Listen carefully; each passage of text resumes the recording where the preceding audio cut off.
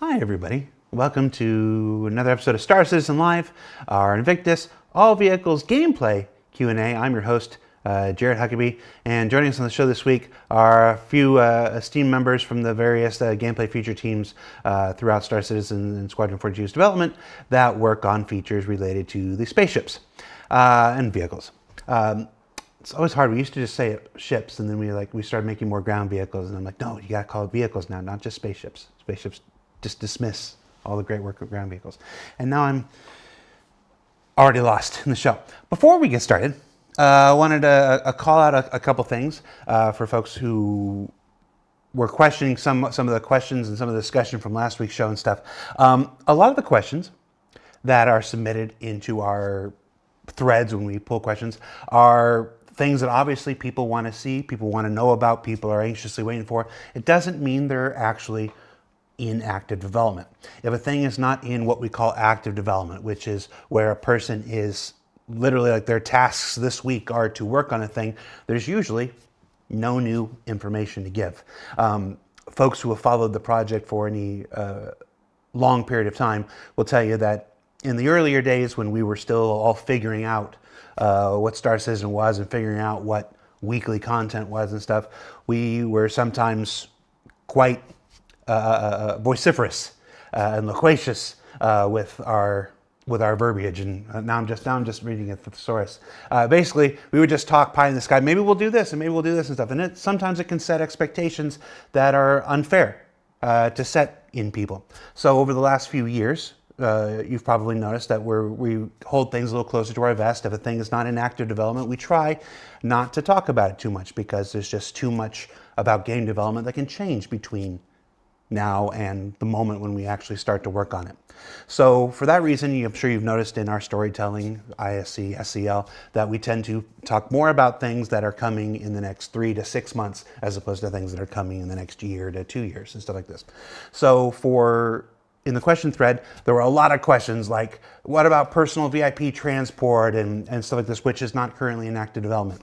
Or what about medical gameplay, which is, while it does involve vehicles to a certain extent, is far more an FPS related feature than it is a spaceship feature.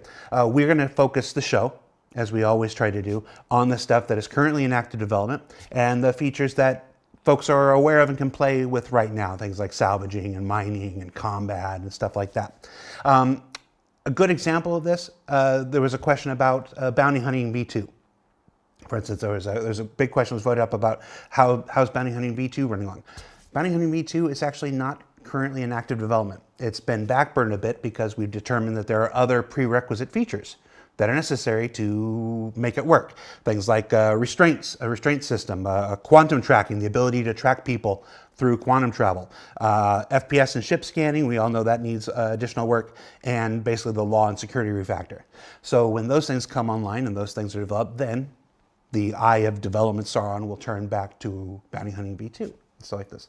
So just a great example of how sometimes a thing is in active development, sometimes it becomes not in active development, and just a little bit of me at the top of the show wanting to discuss why we sometimes ask certain questions and why sometimes we don't ask certain questions. If we're not asking it and we're not talking about it, you can generally assume that it's not something that's currently in active development. And we'll get to those topics when we get closer to that time. Just a little bit from me. All right, so with that, let's start the show proper. We have 4 beautiful people, some of my favorite people, and Elliot Maltby joining us on the show this week. So let's get to meeting them. Sorry, I just had to. Elliot, I'm sorry, you took the hit there, so we're going to start with you. Elliot, hi, say hi. Tell everybody who you are and what you do for Star Citizen. Hello, I'm Elliot Maltby, and I am the lead mission designer on the mission design team. So I make all those missions that work perfectly for all of you. And at no point do you sit in a corner during Beacon Belgium and just scroll through teams finding out what this mission is broken, that mission is broken, and I don't get a rest. No. Just everyone constantly, hey, your mission's broken. It's like, yep, I built it. I know it's broken. I do it on purpose. Yep. Yogi, tell everybody who you are, what you do for Star Citizen. Unmute yourself, tell everybody who you are and what you do for Star Citizen. I was muted. Yeah. Hello. My name is Yogi. I'm a principal vehicle programmer. Sorry. And I deal mostly with space combat and the flight experience. I'm somewhat of a link between Richard and Torsten. And yeah, that's what I do. So I do coding and designy things, handle stuff like general flight model development, ESP, and stuff like that. So all these complaints when something is broken usually also go to me. Not mission related though. Fair enough. I like that, the link between Richard and Thorsten. So let's go to Richard. Rich, tell everybody who you are and what you do. Yes, I'm basically Richard Towler, and I'm the lead designer on the vehicle experience side. So it's balance, it's gameplay with vehicles, and basically working with Yogi and anyone else involved with the kind of general vehicle experience to make the vehicle gameplay good in Star Citizen.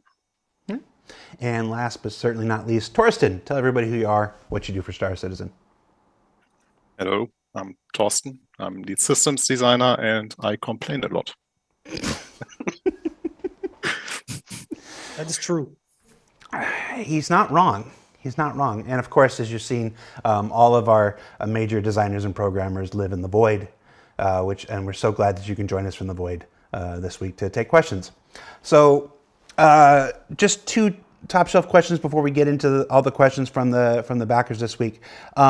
Yogi and Rich, Master Modes is finally this big thing. You work on a lot of things, but Master Modes, this enormous project of yours, is finally out in the wild with 323. How's that been? How's that going? How's that make you feel? Are you done? Are we walking away from it? Is this the last thing, or what happened here? How happy are we? Well, so I posted about my feelings concerning master mods about a couple of weeks ago in Spectrum. So in general, I'm very happy with the progress and what we achieved, because the swapping to the master mode tech meant that we had to update all the ships all in one bulk. So we could not really stretch this out to multiple releases, because our data system is not able to have like two different tuning values or two different ways of keeping tuning ships balanced at the same time. So we had to squish all the ships, and just to be clear, we have about 140 different ship records in the game. So we had to update them all and take the other related tech from Squadron, like the new aiming system, the ways how the weapons work, the gimbaling system, and so on, plus part of the UI updates, and squish this all into 323. Now we knew we knew before that this was like a pretty tough ask to do, because it's just a lot of work. So overall, I'm really happy with the progress. Of course, there's a couple of let's say, balance issues. There's a couple of balance offenders, of course, right? But it was kind of like, there's no, we don't need to, we don't need to say it's perfect. Like we never said it's going to be perfect on this release, right? But it builds a far better foundation from which we can iterate faster going forward. So beyond 323. What about you, Rich? Yeah, that's basically where we're at. It's about moving towards the better foundation for the future of the game. So it's been really cool to get here. But for us, it's just the start of this. But it's been a really cool journey. I mean, this journey started for us, like 3 years ago, Yogi, I think. It's about 3 years ago, maybe more than that now. 4 years. Yeah. I lost track of time, really. So we got together and we looked at Star Citizen and we went, right, what do we need to do, to make the combat experience good, but also the general flight experience good. And we came with lots of things, and Master Modes was kind of one of the ones that evolved kind of as the prominent feature that we were working on. And it's involved so many teams and so much feedback from, all across the studio. So it's been an effort, not just myself and Yogi, but lots of different teams, and lots of different people, that have worked on this over the time, that have been here. So it's been really good to see it out there. It's been a big push at the last minute, because as, Yogi said, we've got so many ships and every single one of them had to be updated to make this work. So, there's a couple of things, that we didn't catch probably, but that was expected given how many records have changed in the game. But we believe it's a much better foundation, and we're excited for the feedback that's coming, as it's coming in, and also, for the future as well, because it's going to evolve massively, over the next few releases. And of course, we'll have more questions about Master Modes when we get to the combat section of today's Q&A. Before we jump into it, Torsten, Yogi and Rich just had their big their big child pushed out in the world. You're up next with engineering in 4.0. How you feeling about your work? Pretty excited, to be honest. So Can tell.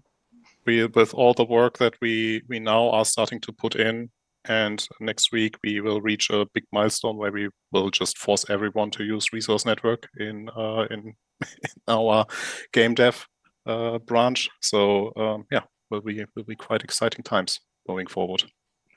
Okay. So, and of course, we'll have some more questions about engineering later on the show. Let's jump into the backer questions. We've separated the questions into a couple different sections for a couple different gameplay features and stuff. We're going to start with an oldie, refueling. Refueling and rearming. We'll combine the two there.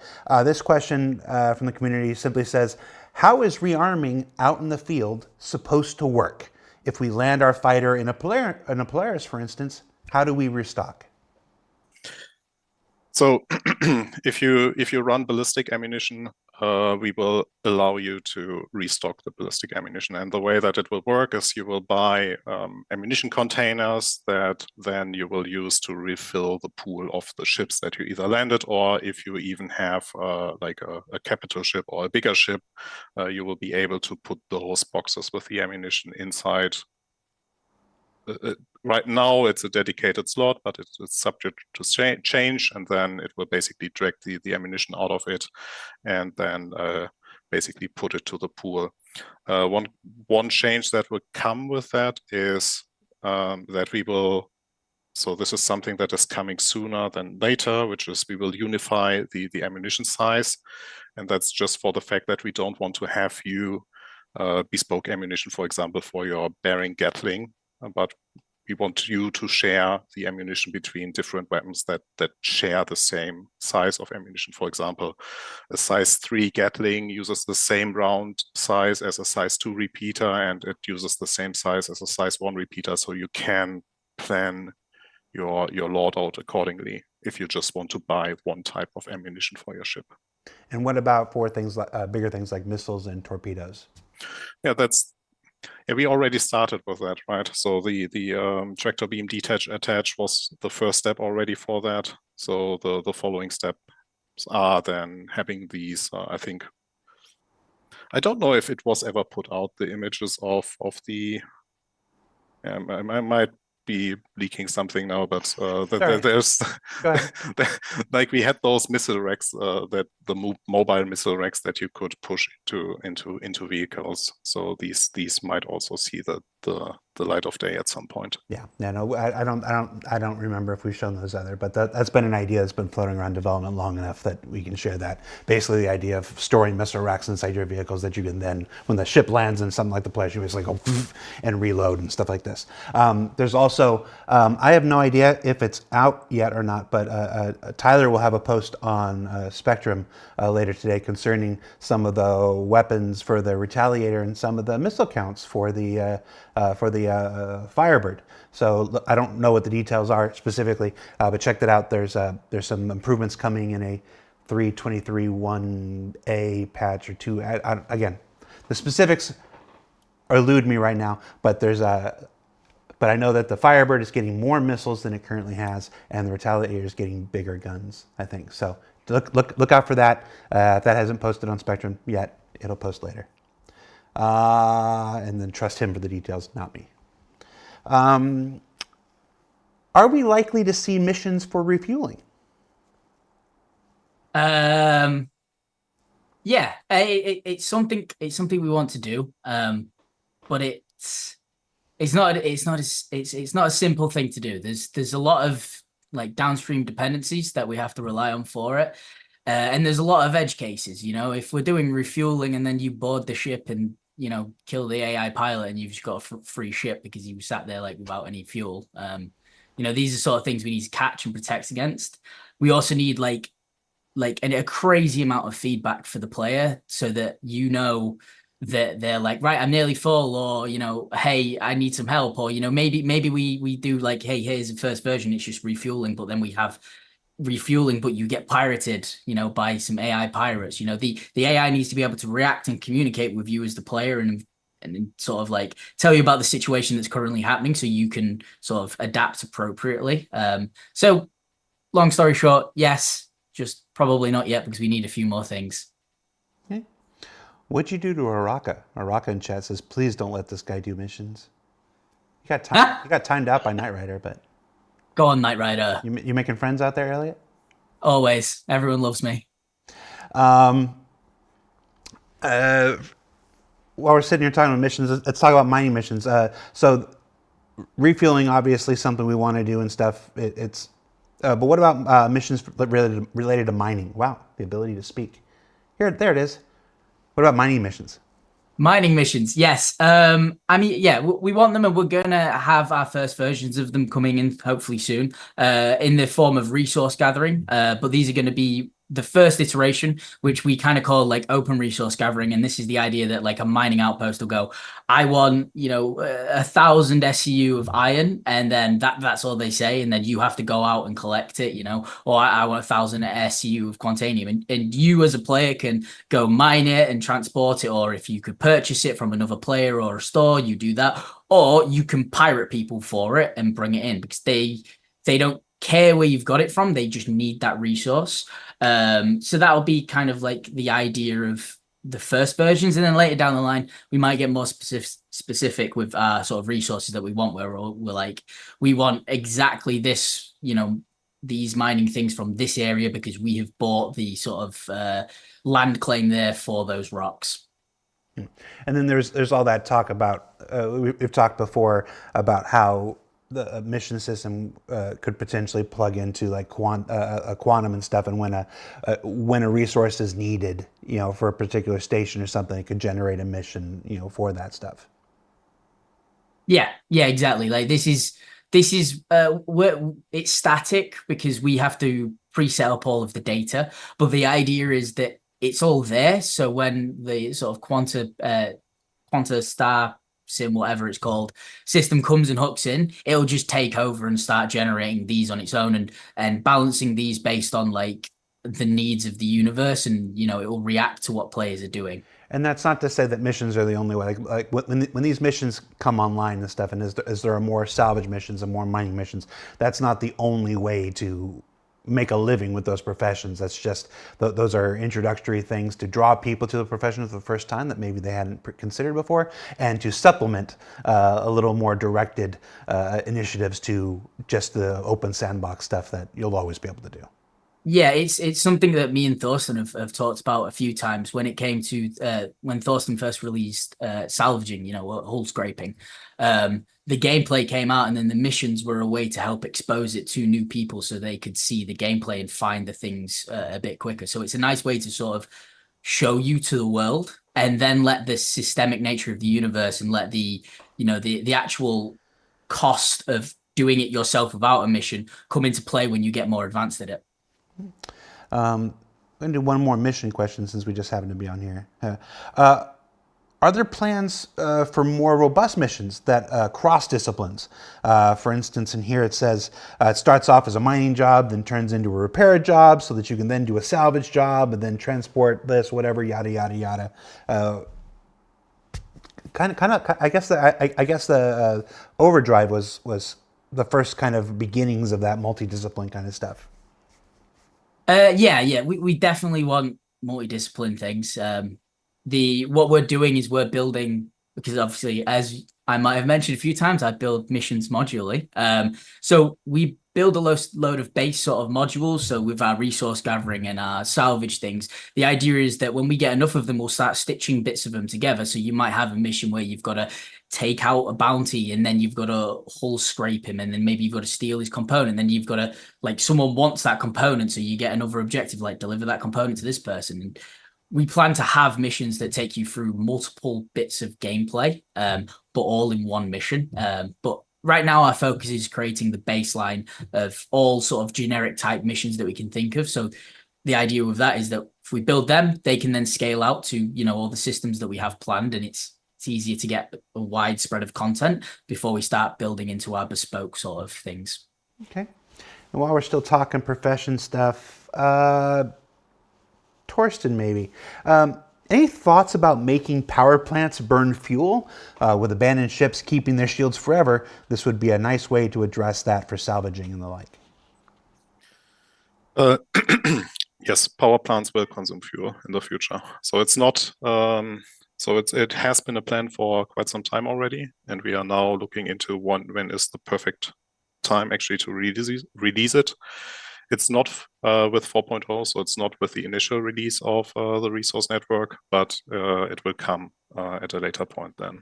And the goal there is then that the power plants will consume hydrogen fuel. So it's used for the thrusters and the power plants. And the reason is because power generators right now create energy out of thin air, and especially when we go forward to base building, we can't do that anymore. So we need a resource that is actually consumed over time. And the benefit is then in that scenario that is described in that question is once your fuel runs out, once your battery is depleted, all the systems on that ship will then slowly die, and you will be able to enter that ship without any shields anymore, but also without any life support. Nice. Okay. Let's move on to combat. We have quite a few combat-related questions here. I'll just start off with the big one. In addition to the opening, we'll often take a bunch of questions and just combine them and stuff. This was really about 7 different questions I'm going to combine into one here. Is balance possible? Like you mentioned 140 ship records for master modes. Is this a pipe dream? Is balance actually an attainable thing? It's not a pipe dream at all. So yes, we had 140 records, and we did a very quick weapon tuning pass and a little bit of a health pass for some components and ships. But we're also getting a huge amount of data from the players actually playing that stuff. Internally, when we develop stuff, it's sometimes hard to judge whether or not we reach the right balance because we have a vast array of ships and items and all that. But when you watch player playing it, then you get an idea what's happening. That said, as I said, like the current pass that we have on the balance should not be treated as this is now the final product thing. It's really just a stepping stone because it just sets a little bit the stage for the vastly bigger changes that are coming to in terms of to 4.0 and beyond. Because there will be new gameplay loops and so on. I think a huge step we took right now is actually that we set our intentions very straight, right? So we know exactly what we want to achieve, and now we actually look for the data sets inside, like what players are actually experiencing right now, and we use these observations to improve the balance even more. What you got, Rich? Yeah, on the overall question, is balance even possible?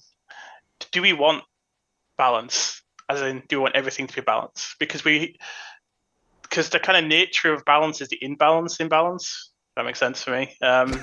Because we've got to capture all the unique characteristics of the ships, and that throws them off in all different kind of different kind of directions. And we've got to capture that balance to make sure that within the game context, the ship fits within the game. But every ship needs to feel different and offer different things and have different character to them. So that's kind of the complex nature of balance. And then we have to balance the game with the other features that affect flight. So basically, as Jürgen said, this is the starting point of the rebalance of the game. But then, with 4.0, it's going to evolve massively. With the engineering gameplay, it's going to have a significant impact on how the ships are in the game. So we're going to kind of reset again there, and then we're going to look at the data to see if we're delivering the gameplay we intend. So it's a juggling act, and it doesn't really ever end with a game like Star Citizen because the game, it's a live product. It's out there, it's evolving. We're adding features, we're changing things all the time. So, from my side, the balance is, it's not something that will ever be finished. It's an evolving thing. It's a living, breathing thing that exists in the game currently, and will carry on to evolve. And which is true for any MMO, any online game, right? Yeah. We were talking. I can't I won't begin to try to pronounce his name.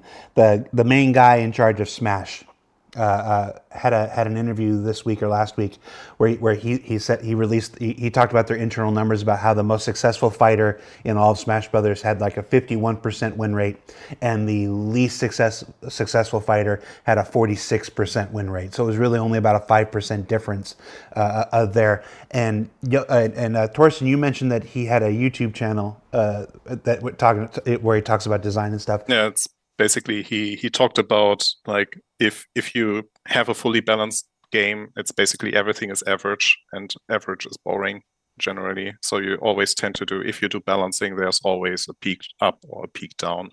So it's more interesting for players. Yeah. Worth watching, by the way. Yeah, it was like the best characters were 51, the worst characters were 45. Elliot Maltby was like 38. Swear to God, you can't even pronounce his name. Come on. This guy built my childhood. But yeah, so I think the moral of that story is Elliot is bad, and balance is an ongoing thing that never ends, but you never want to make it too homogenous. There will always be some level of intentional imbalance because, like life, that's what makes it enjoyable and interesting. We couldn't talk much about the bounty hunting V2 thing, but a lot of that's ship related has to do with non-lethal damage. So let's talk about non-lethal damage. Can you give us an update on things like EMP, distortion, and overall ship disabling? Anything involved in not destroying another ship? Torsten, maybe you take that because that's highly related to resource network. So I thought you wanted to talk about like EMP and stuff, but okay. no, I mean it's like it's similar. So the big question, the big picture hasn't really changed, but there will be some specific details with like software that Torsten will talk about in 2 seconds. Now. Yeah, so we still keep all the weapon counters, that is distortion, that is EMP and stuff like that, where you can deactivate a ship. But like for EMP, you first have to bring the shield down, so there's some work that comes with it in front. For distortion, we already mentioned it. I think it's on the roadmap now with a multi-tool that you will be able to counter distortion. So that's something that we were missing before, that distortion damage has actually a valid counter. So you are not only a sitting duck when you get fully distorted by someone else. You will be able to drain that, so you will be able to make your ship work again.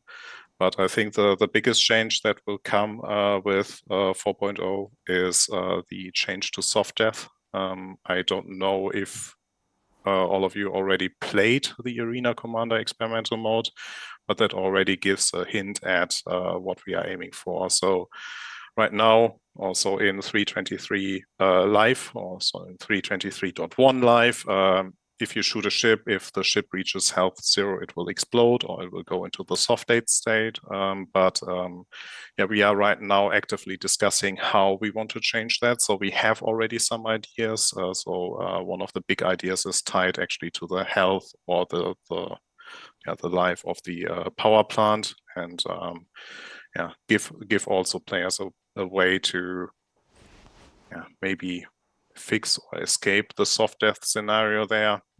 But this is, as said, still an active discussion, but the goal is to have it come with everything resource network related for 4.0. And of course, we talked about this in ISC, but the experimental modes for this season in Arena Commander have to do with, tuning time to kill and stuff on a lot of these ships. Yeah, correct. Yes. Yeah, it's a huge effort right now that we are going through, which is like, I don't know if we had heavy iterations time, especially in the beginning of the 3.23 cycle, where we had it wrong, had it even more wrong. And then at some point we were heading into a direction we were seeing suddenly the time to kill times being in the ballpark area of where we want to see them. We are still not fully there yet, so we are still improving it, especially like it gets really complicated because some ships are in some ships it's easier to destroy crucial components versus others, but yeah, we are working on a solution for that. I'm sorry, I got somebody in chat. Suburbanite 1001 says, "I've lost all excitement for this game just about a decade ago, but he's still here." It's a different game. Thanks for hanging in there, Suburbanite. Just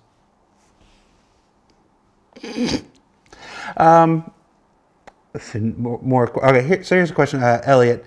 Would you please make a clear distinction between vehicle-based combat missions and FPS ones? Is that something we even want to do? Do we want to mix them up? They're asking for it. No, I won't. No, I'm joking.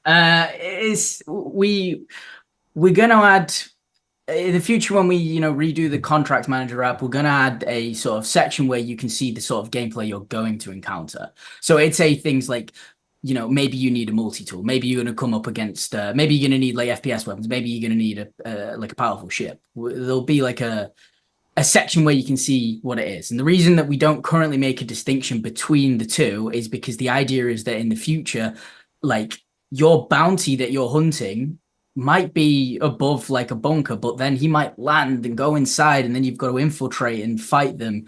There's a whole bunch of different things that we want to happen. So therefore, we don't want to make a clear distinction when there might be why there might be none. You might get there, start attacking them, and then they get in their ship and take off, and you've got to transition from ground to space-based combat. There's too clear potential for change. We don't want to make too clear a distinction. Exactly. I like what you're saying. It's like we could give you expectations. The mission giver expects it to be primarily this or primarily that. But I think it's important to leave room for the element of surprise, not just from the story of your mission team and the narrative and stuff, but the surprises of the other backers, the other players in the verse. Exactly. It takes like influence from real life. You take a job and they're like, hey, this is what you're applying for. You're only going to do this. And 90% of the time you start and you're like, they give you so much other shit to do at the same time. So no, I think that's good. I think that's a reasonable expectation, and I think it'll help people a lot. We expect it to be primarily this, but the verse is the verse. And no hand-holding. No hand-holding. No hand-holding.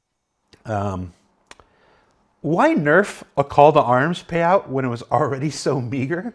Which mission is call to arms? What am I? It's internally it's called Sandbox Criminal Kills. It's the one that just gives you money for killing people with crime stats. Right. Okay. Players seem to always just want money. So I know, right? We are reactive. We try to be reactive with missions. So we look at them and we see if they're earning too much and they're earning way too much than we like. We take it back a bit.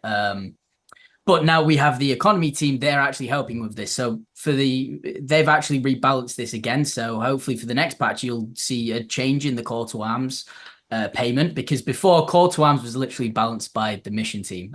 And balancing UEC for our economy, obviously the reason we have a dedicated team is because it's so big. Like a funny example, kind of funny, one of the big reasons that we had to wipe UEC is because of my team, and I'll take sole blame because I submitted it.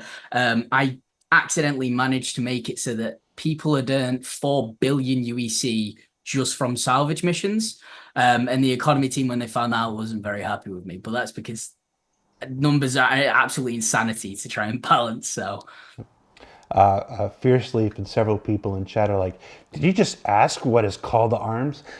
Yeah, sometimes when I'm on live internet and there's a bunch of lights and constantly running 5 different calculations on how not to say the wrong thing because people will take it to Reddit, sometimes I say the wrong thing and I forget what a thing is called. It happens. Thanks for worrying about me, though. All right, Yogi. You knew this was coming. How's Master Modes going, and what happens next? Will there be changes? Oh, changes, yes, of course. I mean, the how is it doing right now? It's better than what we had in live on 3.2.2 before. In terms of like how successful the change was so far, I think it's pretty positive. I mean, I can't exactly say exact numbers, but the relationships of kill-death ratios on our ships, for example, they have flattened out a lot. A lot of the times in the past, we always had 1 or 2 ships which basically were responsible for most of the kills in the game, and that's not the case anymore. We also have more players with, let's say, more diverse levels of flying and combat skills enjoying the game more. So I would count that as a win. But there is a huge amount of stuff that is on our list to do. There's like typical examples like ESP needs to be improved. The 1v1 dogfighting needs to be improved. There's also a couple of things we want to try out with the flight model, like using an egg-shaped velocity space to combat the backstrafing problem. Whether that works or not, we'll see. There's in general, we want to improve the combat distances a bit. There will be more stuff happening with the 4.0 tuning patch concerning weapon speeds that also might help with the distances. And there's a couple of bugs like the camera shaking sometimes is inconsistent. The G4 zoom effects are sometimes inconsistent. And of course, there are like a couple of ships that feel out of whack. One of the Hornets can at the moment pull 35 Gs upwards. That is, of course, not intended. So yeah, there's lots of stuff. But as I said, like it's like overall, I'm pretty happy with the current progress. Is it the final state? Of course not. But there will be more stuff happening, especially with the resource network that will come towards, because of course these new feature sets also require some changes in the flight model or the way we target certain parts of the ships. How about you, Rich? Yeah, I said, I can echo, kind of Yogi's comments that, we're personally really happy with how it's gone. There's definitely going to be more changes. A big challenge for Masterwords for us in terms of release was just how much around Masterwords changed. So it wasn't just adding Masterwords to the game. This was fundamentally, making some big changes to the aiming system and the, kind of flight model itself as well. So we had a lot of changes going in that went just to Masterwords. This was quite hard to manage.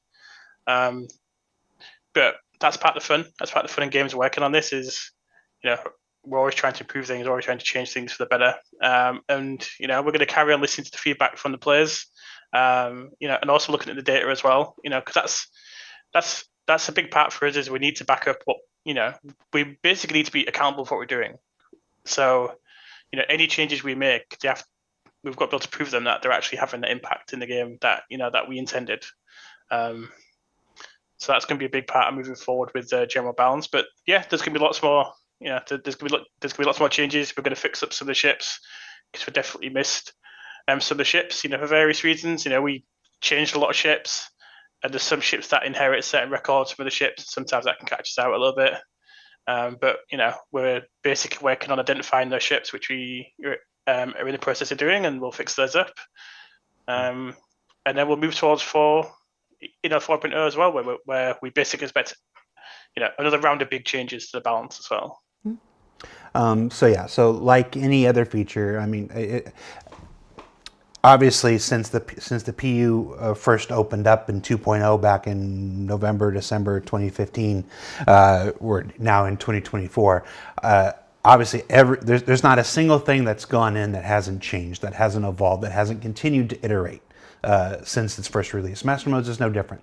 It will continue to evolve, it'll continue to iterate, they'll continue to look at your feedback and process your feedback and apply where they think it's necessary and relevant and proper.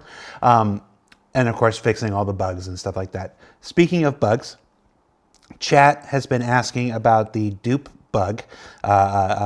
Yes, the dupe bug is super duper annoying. All I can tell you right now, because I'm sitting here live doing a show and I'm not plugged into everything else at the moment, is that we have a fix internally.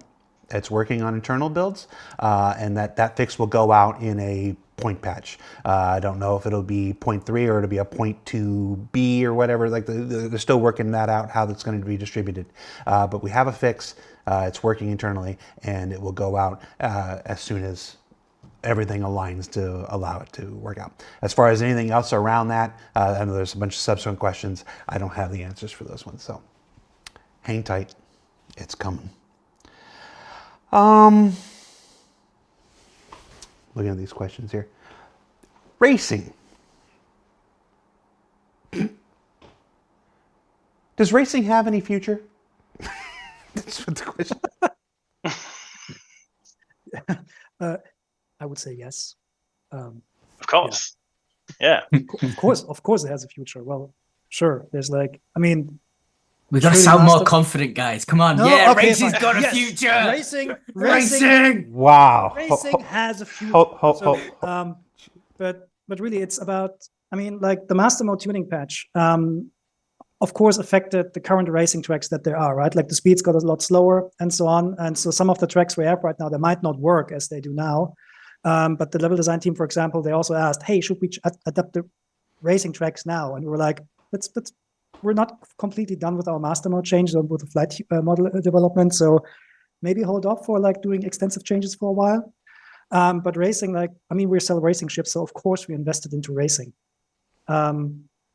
Actually, one of the specifically for the racing from the racing community, we added something to the flight model back then that was addressing the lack of certain acceleration when you're not using digital input devices and so on, right? So yes, racing is important, and we're not. Oh Jesus, what the hell? So racing is really important to us. And actually, today I got a question from Knebel, who's one of the German podcasters, YouTube streamers. Actually, don't know. He asked if we could add smoke pods to racing ships. I have not discussed it with anyone, but I think the idea is really, really great. Just putting this out there. Rich, say more about racing. Definitely got a future, because I come from a racing background. I've done a lot of sim racing, and I'm a big fan of racing in real life. So, and that's the key thing with Masterwords is it's going to allow us in the future to kind of give more freedom to allow the racing variants to excel at racing. And that's something we're really keen for. Because one of the issues we've had in the past is it's balancing the combat experience with the flight experience and the racing experience. And if you have a really good racing ship that can use all its guns at the same time and everything, it can suddenly be the dominant force in combat, which is probably not intentional. So we're looking at ways where we can balance that, so we can have racing ships be like the best handling ships or the fastest in a straight line, and then basically, as Yogi said, it's about the tracks as well, because the tracks are where you're racing. So it's important that they're designed around the current flight model, And as we've made a lot of changes, we need to now take a step back and look at what tracks are going to make the most out of the handling that we now have in the game. Gotcha. Starbucksy in chat says, Jared, is this live? Unfortunately.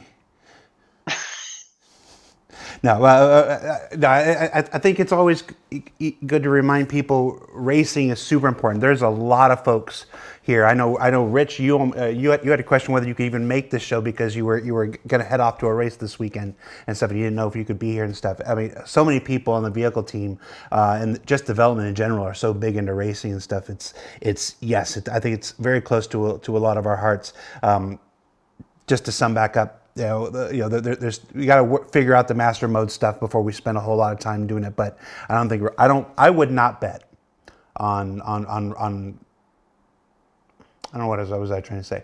I would just bet that there's enough people here who like racing and enjoy racing and love racing that it's time in the development sun, when the development Eye of Sauron, will return to it, that it'll get a lot of love and attention. I still personally, just speaking for myself, and Yogi, you might know where I'm going with this, I still hope for a racing master mode personally. Well, I think the easiest, I wouldn't go for racing master mode because racing, if you want to go quickly from A to B, this is what navigation mode is for, right? But we should absolutely do something like a racing operator mode where the head-up display clears with racing specific information. We actually have a stopwatch on the HUD. I'm not sure if players know about this, but this is, for example, something that we should then just have on by default, or having a bigger, I don't know, like a bigger TVI and giving you expected deceleration times directly into view, and and stuff like that. That's stuff that's important for the racing experience itself. Well, that's why I'm not a designer and a programmer. There's What I like. on the mission side for racing. Also, real quick, I'd like to point out Rich is being incredibly modest. Rich, aren't you like a champion iRacer? Like it was a long time ago. I can't remember anymore. there you go. Yeah, champion iRacer. So there you go.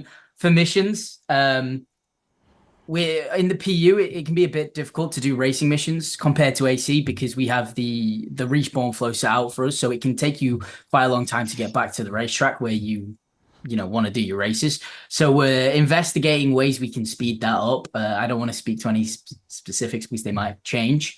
One thing we are doing is we're going to be adding open track versions of the current racing missions that we have.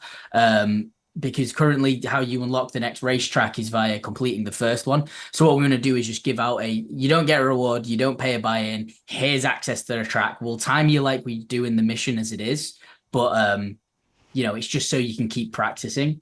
And then going forward, we'll have more advanced races, but races aren't just in ships, they're in ground vehicles. We have the Daymar Rally that the community do, and that's a lot of fun, but they can also extend to on foot races. And recently we prototyped a race, time trial race in the escape route of the prison, where we time players who could get out the fastest and then award them like merits for whoever got out the fastest. That's awesome. We didn't feel like it fully fit, so we've just kind of like, we can do it, and maybe in the future you'll see it somewhere in the game. But it was a lot of fun because we tried to be sort of suggestive with the direction. So if you didn't know the escape route, you could really mess your time up. I do. Well, you mentioned the Daymar Rally. I think that's as good a transition as any to one of Rich's favorite topics, ground vehicles. You ready, Rich? Always. I love ground vehicles.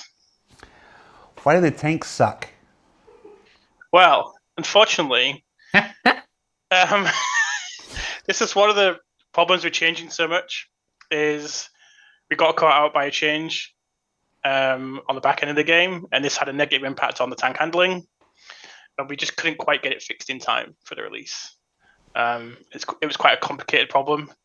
It was quite an interesting problem as well. I'm not going to go too much into the details, but I can confirm it is now fixed, and the tank is now both tanks are driving like tanks again, which is really good. The tanks are fixed internally, not publicly. Yes, yeah. So I mean, we've discovered the error, we fixed it.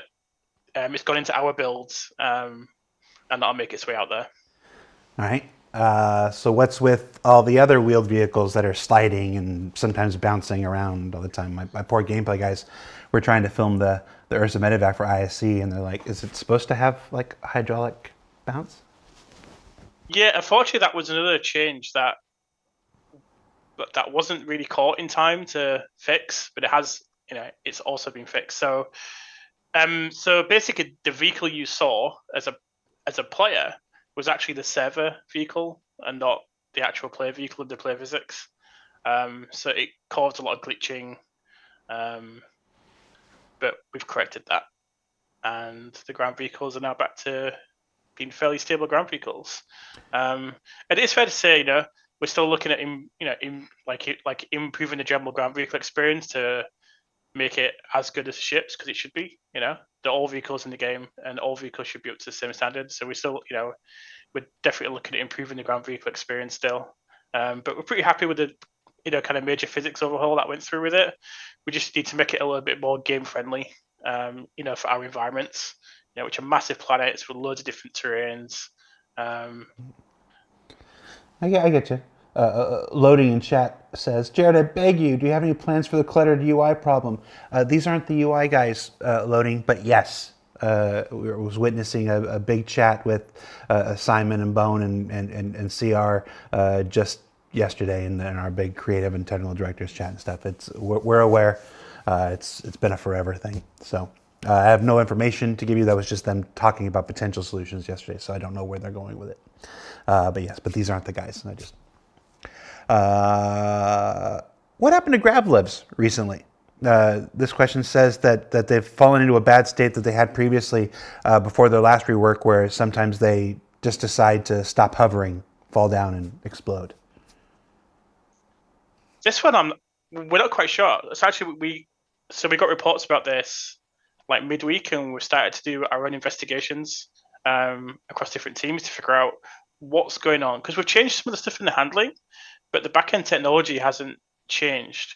But again, with a game like Star Citizen, the fundamental game engine is updating all the time, and there can be kind of negative consequences on completely different features because it might use a piece of some of the game part which works a certain way, which now works a different way, and that could have an impact. So it's about figuring out where it's gone wrong, because we're definitely not happy with the overall kind of grav life experience, and we're definitely looking at improving it. Because that's another key part of racing as well. Because the grav life racing can actually be really cool. When it works really well, it's probably one of the cooler race experiences in the game. So we're definitely looking at what's gone wrong in 3.23 for grav life. Yeah, the chat's talking about how basically sometimes it flips over and you hit your head on the ground and falls down and stuff. So it's, like I said, we're looking into it. It could be everything from a networking issue to anything else. I imagine when we find something more, we'll communicate it. That said, I like this next question. Star Citizen is a lot of things. It's PvP, it's PvE, it's FPS, it's spaceships, it's stuff like that. It's sandbox, it's chain missions and stuff like this. Ground vehicles can sometimes seem like an afterthought, or just like an also-ran. So this question simply says, what are you doing to encourage ground vehicle usage? Are there any specific new mission types for this, maybe? So there's been lots of discussions about ground vehicles in our game and how we use them on the mission side. The main thing we face is that when we balance a mission and balance the economy, time is a huge factor in it. And if you can do it in a ground vehicle, you can do it in a ship a hell of a lot faster. So it becomes this thing where we try to make an experience around ground vehicles, but then people just do it quicker in a ship. So then we have to lower the price to not break the economy, and then people just stop doing the mission. We want to add a benefit. We want to add a reason for people to actually use ground vehicles. Recently, like in the distribution centers, there's massive like gas spheres, and the ground turrets will shoot at spaceships, but they won't shoot at ground vehicles. So we've seen some players using the tonks to destroy them, so that they don't have as much resistance. But we also we need some tools or features that help us encourage it. A recent thing that we was investigating for ground vehicles was to do with the copions that just got added to the game. We was having a debate about how we discover them, how the player discovers them. And one of the sort of discussions that we came upon was that maybe the ground vehicle radar would be the only thing that could find these copions, so that if you wanted to do the mission, you'd have to land, take your ground vehicle out and use that to try and locate the copions. But we wasn't really happy with that, so we've kind of thrown it out. But yeah, we're always looking for new ways and how we can encourage it. And me and Thorsten have been talking about ways that we could do it. So I'll hand over to Thorsten because I'm sure he's got I actually wanted to say, there are some things that we already started discussing, and that is, I think, one of the most important parts is that environment matter, right? So depending on what environment the mission takes place in, it might be worth bringing your ship or your ground vehicle, or even going by foot. So for example, we already have the case where you have to enter a cave and you cannot fly in. We have some where you can fly in. We have some where a ground vehicle also fits in. But in general, if you have a cave mission, the way to go into that cave is by foot. But we want to expand on that in the future, and we don't only want to expand on that by how the environment looks. So, for example, vast forest. You cannot land with your ship, but you can drive into it with your ground vehicle. But we also want to utilize the weather conditions, for example, right? So a strong wind, for example, will block your ship from actually landing safely. So it's better to be outside of that strong wind area and drop the ground vehicle and then avoid the strong wind by driving in with your ground vehicle. Or with Pyro, you might have already seen it in the CitizenCon demos with the solar flare. When your ship gets hit by a solar flare, it basically drops down because it's turned off. So this is also like the dropping from the sky is something that you would avoid when you would have come with a ground vehicle in that situation. But there are also other things that are related to the weather, like limited sight. It's better or it's safer to go with a ground vehicle versus a spaceship and stuff like that. So there are plenty of scenarios that we are currently investigating what we can do to actually make ground vehicles more like usable or like even required for missions. Cool. All right, we've got about 5 minutes left in the show. We might go a few minutes over because I want to talk about our last topic here, engineering. Obviously, engineering. Everybody's rightfully excited for 4.0, Pyro, and all that stuff, and you should be. For me, we've been talking about engineering so long. You know my feelings on engineering. That's where the birth of multi-crew stuff comes from. So that's my big thing.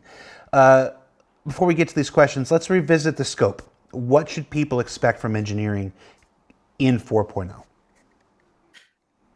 So as of now, for 4.0, let's start with life support. So we will have life support that has the fire system in it. So life support is also a ballot counter for fire that you will see on your ships. We will have room propagation. So you opening a door to the outside will basically evacuate all the atmosphere of your ship to the outside.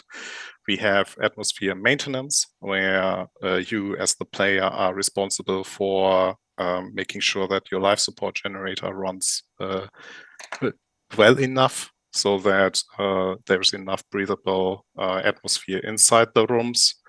And it's already said, so the life support generator is a new item that we will introduce, and the life support generator then will create a new resource that is so right now it's still called life support resource.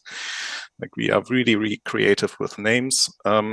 There's a filter that is also a new item that is added as the consumable for the life support generator. And that's just the life support segment of the resource network release. Talking about engineering, here we have the power management that will be introduced. You were not able to see it yet in the Arena Commander mode because we were not ready yet. So especially UI is still a lot of work on us that we need, because we need to get it right. It needs to be accessible. It cannot be like this high scientific method of you basically measuring the joules that the power plant. No, we have to make it accessible for the general play audience, but still interesting for those that are really interested in those engineering mechanics.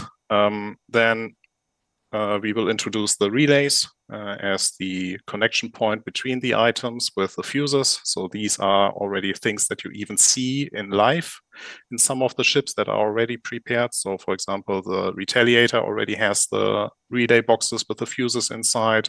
And in the Arena Commander experimental mode, you can actually witness their functionality.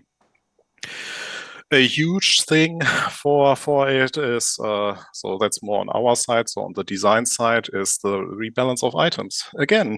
So, but we as already mentioned, we have now, with all the pre-work that has been done for 3.23, we have a very, very clear goal of what we want to achieve here. And that is we want to really facilitate like the items inside the resource network. So items should be more meaningful in ships. So we have a meaningful difference between item classes, for example, where there's a huge difference on the look and feel in terms of gameplay for the civilian and military components, as well as the grades. So this is our internal high goal for the release, that we have a meaningful difference there, so that players' choice actually matters here. And also what we want to achieve here is that it's clearer, the differences. So players understand what's the difference between a civilian and an industrial item more easily. And it's very clear to players what to pick for the journey they want to take.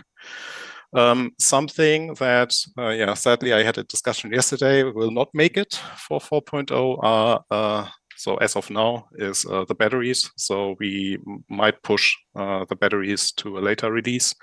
Doesn't mean that they won't come. It just means they come at a later point, because we want to, this is it's such a crucial feature and we need to get it right. And every time that we can spend on polish is better invested than actually forcing additional features in. So we rather would like to spend time in polishing the feature and then just making sure that everything is in. I think no one would like that everything is in there and it's not working or it's not working well enough. That's the best safe phrasing I could come up with.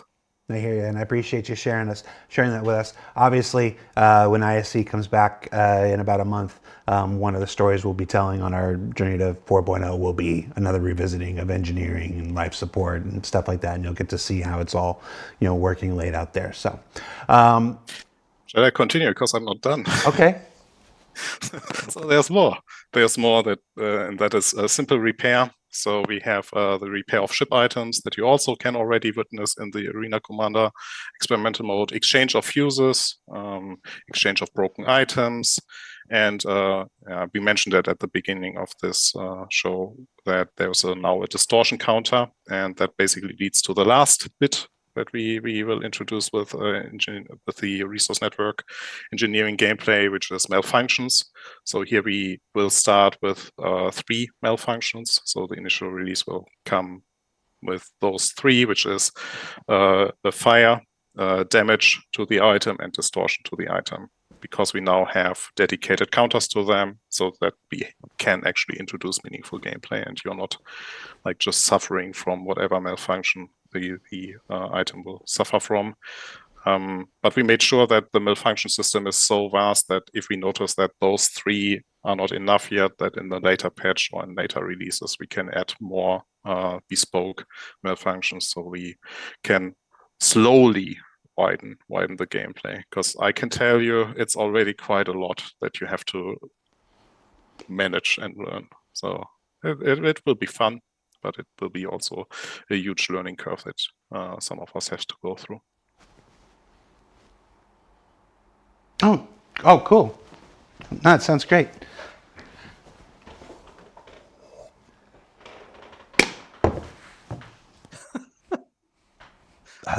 Great. I would like it known that through all these episodes this year and the previous years, I saw some folks giving me credit for asking hard questions or whatever.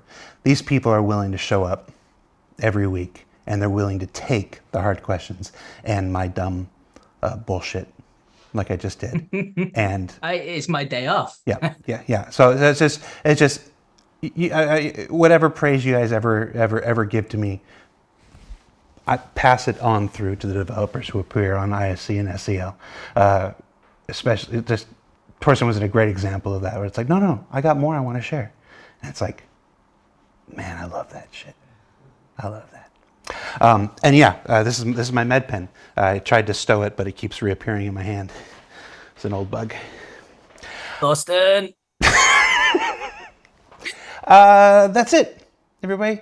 Thanks for watching our Invictus All Vehicles gameplay SEL. If you haven't checked it out, look at yesterday's ISC, where we revealed the brand new Iron Chad from Drake Interplanetary, and got a look inside the current gray box progress of the RSI Polaris. They're both really, really, really cool looking, and I'm really excited to get both of them in the game as soon as possible. We're on hiatus. So we're gonna take a few weeks off from ISC, a few weeks off of publishing. We'll be filming and recording and creating all the great stories for 4.0. We don't get any time off. And SEO will take next week off because I have a doctor's appointment on the same day. Yeah, Health's important. But we'll be back with the SCL in 2 weeks. Until then, thank you again to Torsten, to Elliot, to Rich, to Yogi, and of course to everybody who always appears on these shows. Like I said, can't do it without you. I think we're going to do a raid thing, probably do a raid thing, because it's, you know, they like to do the raid thing. So community folks, if you're watching, you can start the raid thing. Thanks for watching. I really like my job, and you guys make it possible. So thank you for that. And this is a cool med pen. I got a blue one too, oxygen. And yes, chat was right. Why am I holding it? Because I look at Twitch chat, and I need it to recover from the damage. Till next time, everybody. Bye.